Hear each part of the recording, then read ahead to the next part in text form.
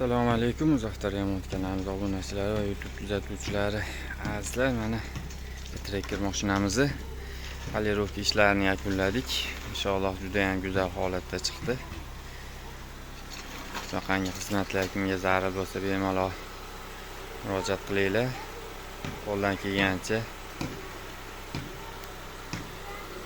chiroyli, garantiyali va vaqtida o'sha aytilgan vaqtiga chiqarib berishga harakat qilamiz do'stlar. Mashinamiz o'ta ideal chiqdi. Buni ustida endi keramikasini qilingani yo'q, bitta keramika qilib yuborilsa yil mobaynida o'ta go'zal bo'lib yurardi. Endi keramikasiga unashmadi. Shundan ham o'ta go'zal holatda chiqdi.